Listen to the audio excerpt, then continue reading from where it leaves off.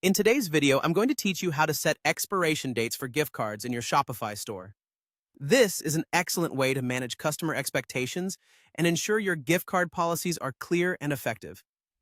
Let's dive right in and go through the steps together. First off, start by logging into your Shopify dashboard. This is the main hub where you'll find all the necessary tools and settings to customize and manage your store efficiently. Once you're in, take your attention to the lower left corner of the screen.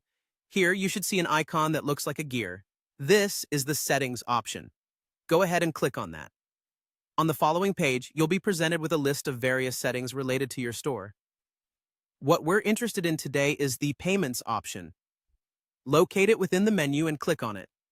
This will take you to a new screen where you can manage all aspects of payments for your Shopify store, including configuring gift card settings, which is what we're focusing on today. Now, once you're on the Payments page, you'll want to scroll all the way down to the bottom. Keep your eyes peeled for the section labeled Gift Card Expiration.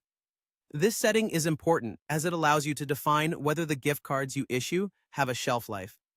You'll notice that you have two primary options here. On the one hand, you can set gift cards to never expire. This is a great option if you want to offer ongoing flexibility to your customers.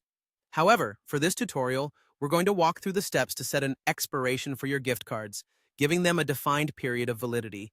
To do this, simply click on the circle next to the Gift Cards Expire option. Once you have selected that, you'll need to specify the duration before these cards expire. Shopify gives you the flexibility to choose between setting this period in years, months, or days. Carefully consider what makes sense for your business and customer needs as you select the time frame.